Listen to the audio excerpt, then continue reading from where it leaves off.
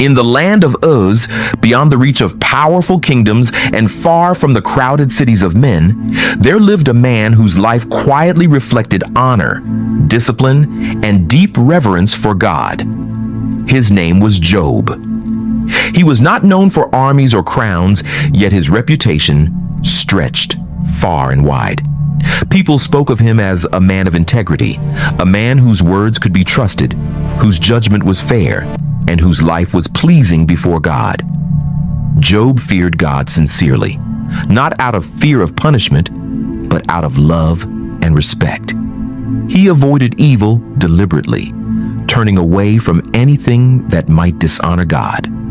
His faith was not loud, but it was strong. It was woven into the ordinary moments of his life, in how he treated others, how he managed his household, and how he conducted his business.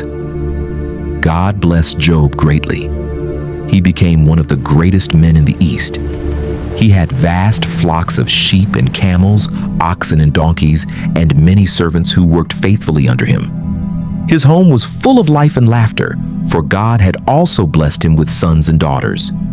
His children shared a close bond, often gathering in one another's homes to celebrate life together.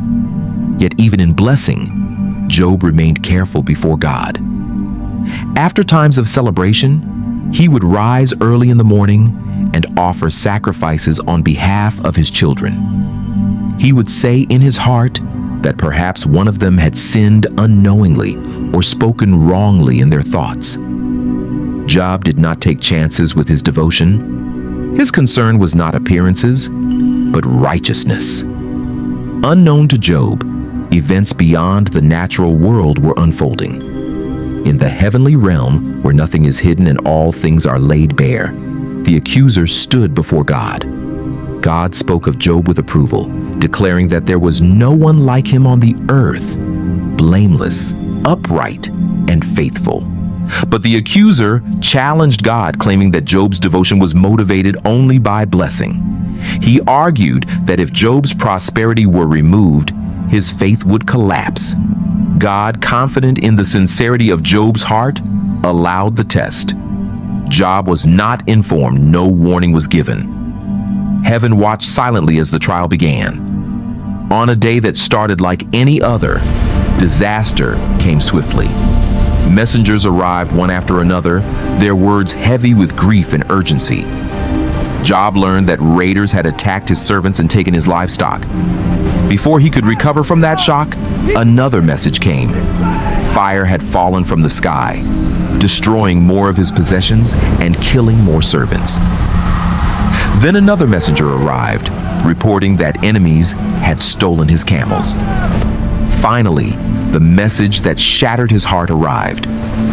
A great wind had struck the house where his sons and daughters were gathered, and the house collapsed. None survived.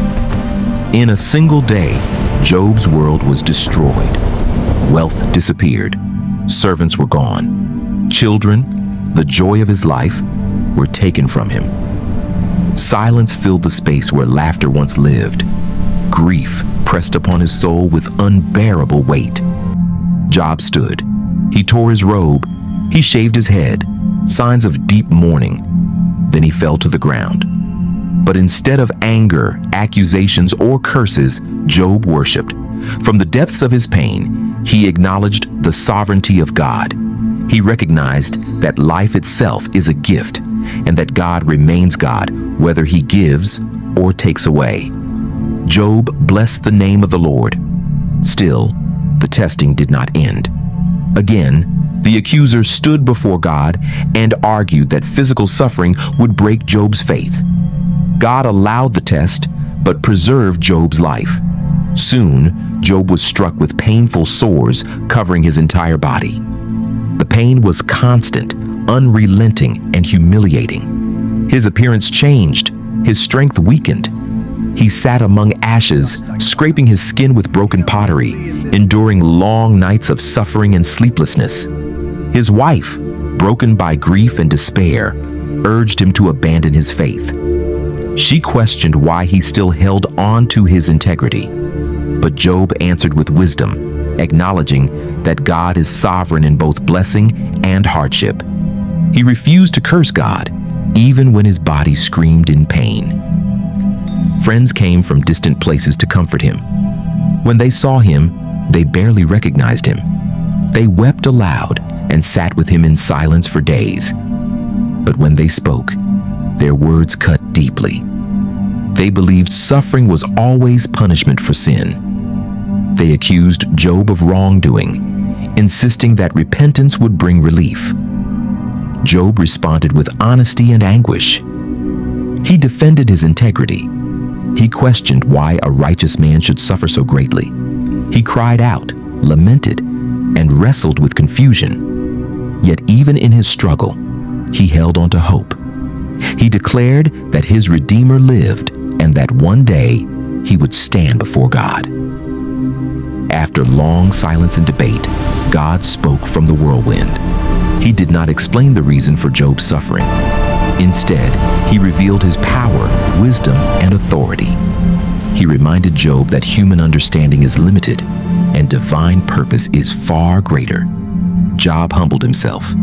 He acknowledged that he had spoken beyond his understanding. He repented in dust and ashes, recognizing the greatness of God.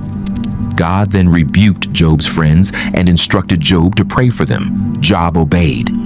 And when he prayed, God restored him. Job received double of what he had lost. His honor was restored. His home was filled with life again. God blessed him with children and a long, peaceful life. The story of Job stands as a testimony that faith can endure pain, that God is present even in silence, and that suffering is not the end. God remains faithful, sovereign, and just. If you are listening today and walking through hardship, remember Job. Your suffering is not wasted. Your faith is seen, and your story is not over.